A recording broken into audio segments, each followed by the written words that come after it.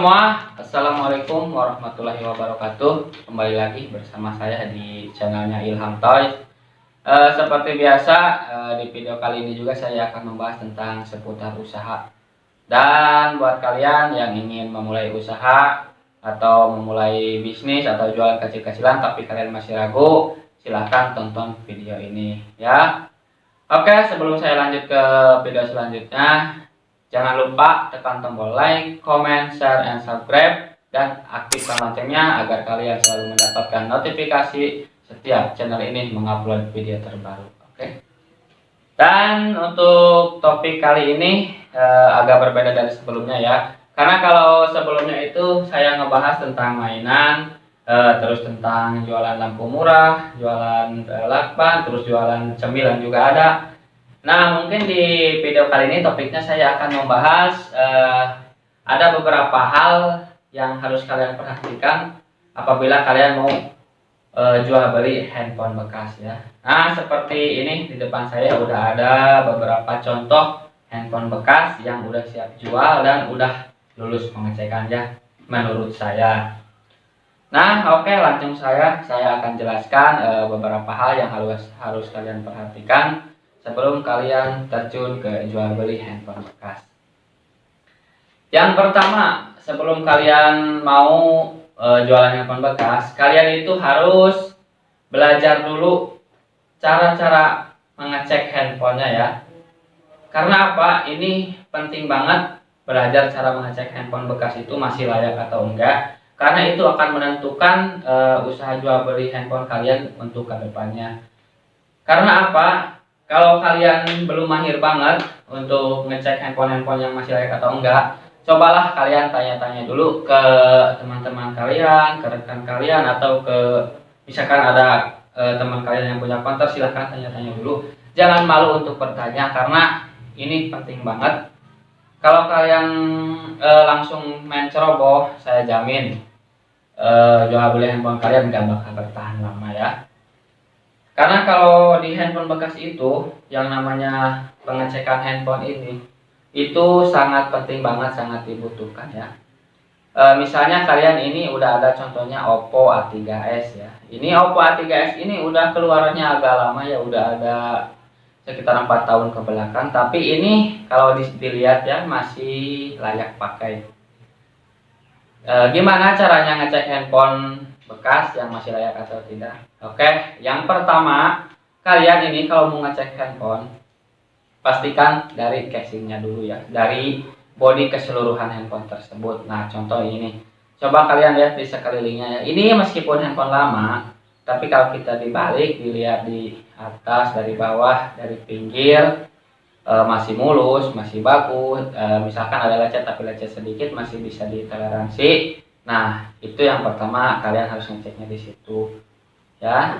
Jadi kalian jangan gini ya, jangan mentang-mentang ini saya mau jual handphone murah, misalkan harga normalnya 900, dia jual 600. Kalian itu jangan terburu-buru mau membeli. Kalian harus tetap waspada, hati-hati, cek dulu handphonenya, jangan terburu-buru karena harga murah, nanti itu akan menghancurkan usaha jual handphone kalian sendiri.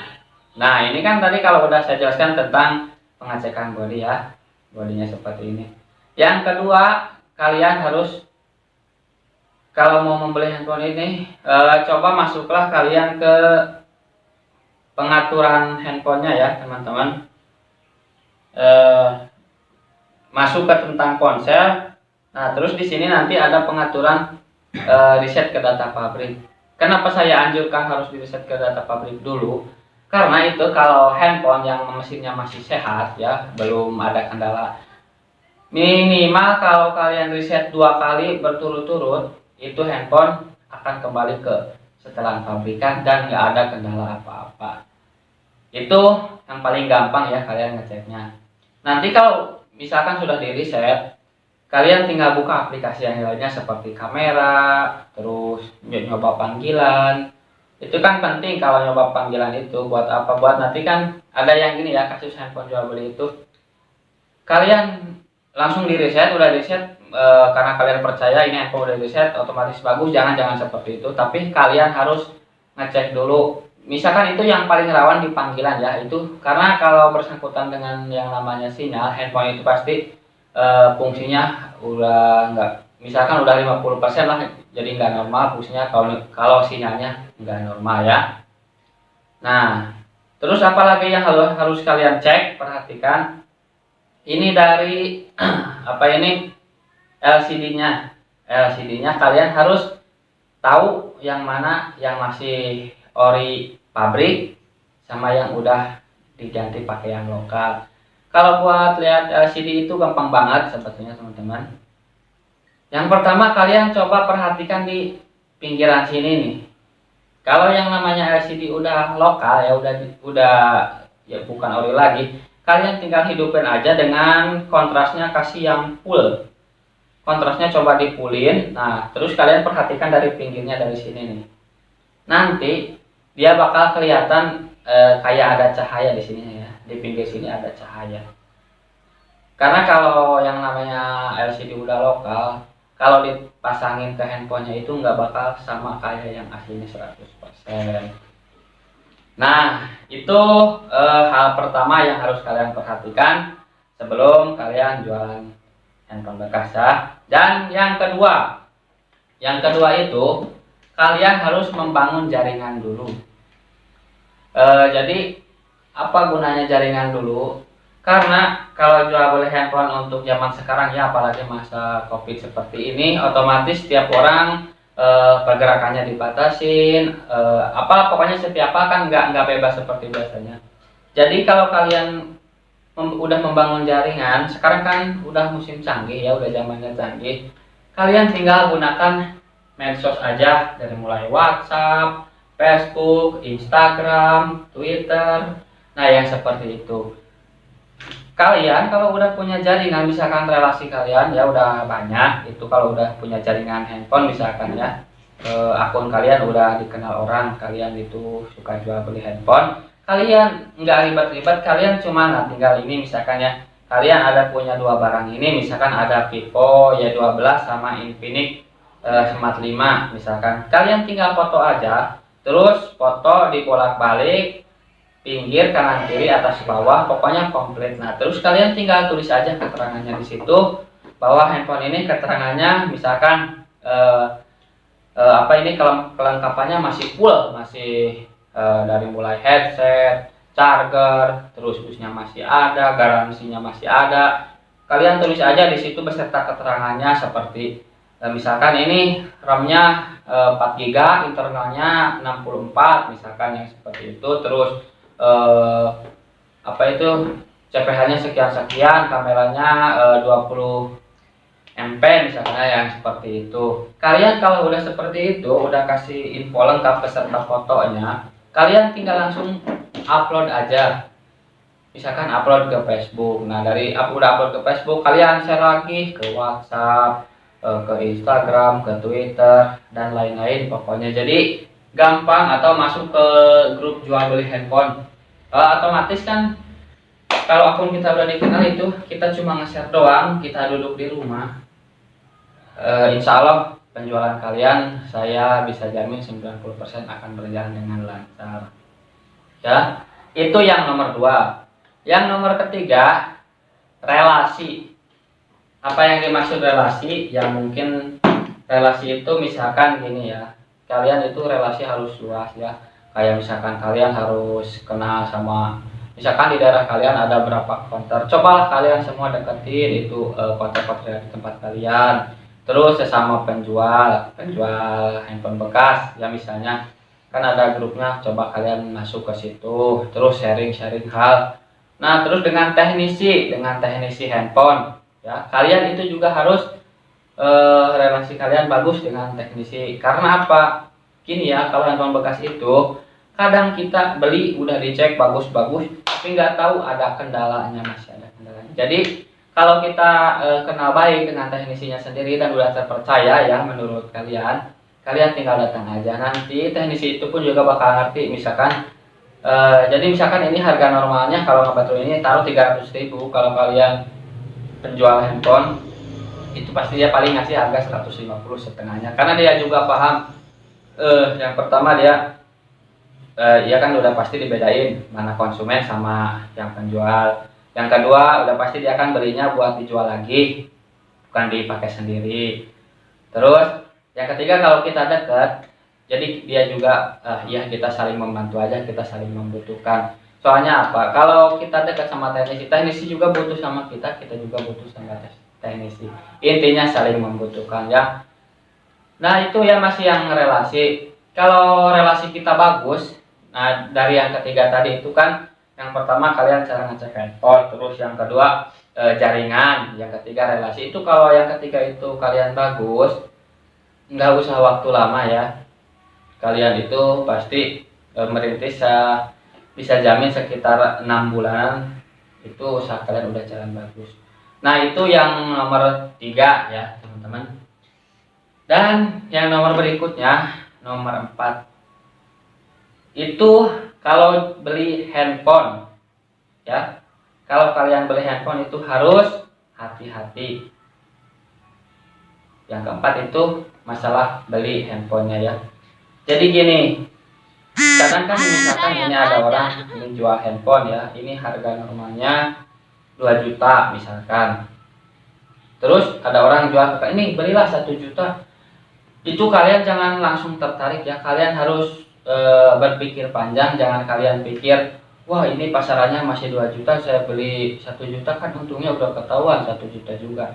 Nah kalian jangan punya pikiran seperti itu dulu. Alangkah bagusnya kalian itu harus hati-hati.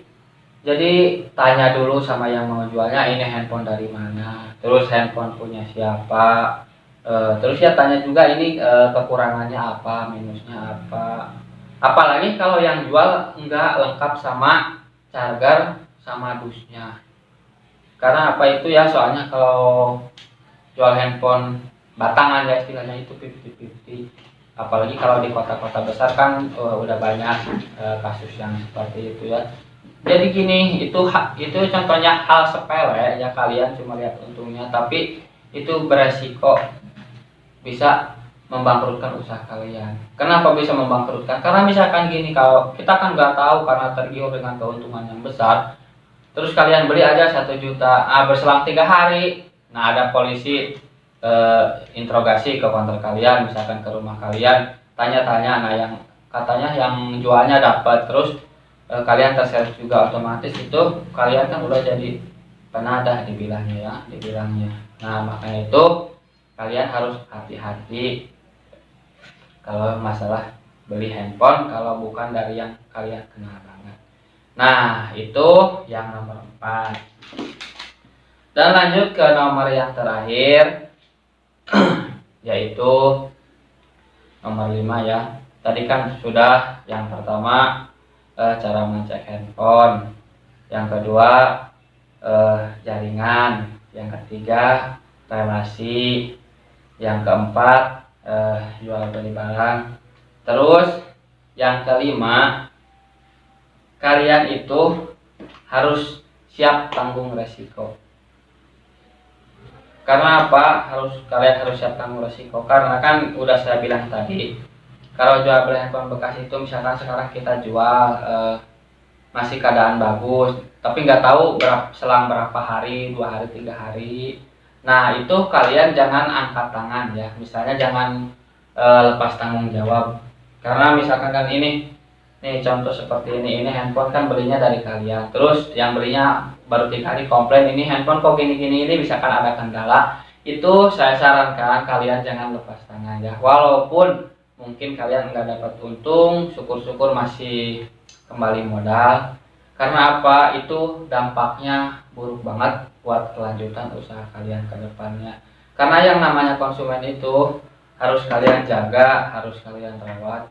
Agar apa? Karena kalau konsumen kita merasa puas dengan layanan kita, dengan pengaduan kita, kitanya welcome, terus bertanggung jawab, otomatis si konsumen itu bakal baik lagi sama kita. Apalagi nanti kalau dia udah ngerasa puas banget, nanti dia bisa sarankan ke teman-temannya, nanti bisa bilang kalau kalian kalau mau beli handphone ke sini aja, ini dia responnya bagus, terus orangnya ramah, bertanggung jawab juga, dan ya harganya lumayan ya katanya. Nah itu yang namanya harus siap resikonya di situ ya. Yang namanya jual handphone bekas, otomatis itu resiko harus ditanggung sama kita sendiri. Beda halnya dengan kita yang kalau mainnya handphone gres, handphone baru. Karena kalau mainnya handphone gres, handphone baru itu masih ditanggung sama pabrikannya sendiri ya. Tapi ya itu ya, kalau kita mainnya di handphone bagus, di handphone gres, kita dapat untungnya. Misalkan ya kalau dari handphone bekas gini kita dapat untung 300.000 dari satu ini, tapi kalau dari yang gresan paling kita cuma dapat 100.000. Dan juga modalnya harus besar ya kalau handphone gresan. Nah, untuk kalau handphone bekas kayak gini kalian punya modal 5 juta pun udah cukup ya. Nggak harus banyak-banyak banget. Intinya kalian itu harus memperhatikan 5 hal yang tadi, yaitu cara pengecekan handphone, yang kedua jaringan, kalian harus benar-benar punya jaringan, dan yang ketiga relasi yang saya bilang tadi itu. Jadi kalau ada apa kalian nggak susah ya. Yang keempat pintar-pintar membeli handphone. Nah itu yang keempat. Dan yang kelima ini, yang terakhir yang barusan ya, harus siap tanggung resiko. Nah, mungkin di video kali ini cukup sampai di sini aja ya. Mudah-mudahan bermanfaat untuk kalian semua. Mudah-mudahan setelah kalian nonton video ini kalian ada yang berminat, termotivasi. Apalagi di masa sulit seperti ini kita harus pintar-pintar cari penghasilan tambahan ya. Nah, oke, sampai di sini saja ya video kali ini. Mohon maaf apabila salah-salah kata. Assalamualaikum warahmatullahi wabarakatuh.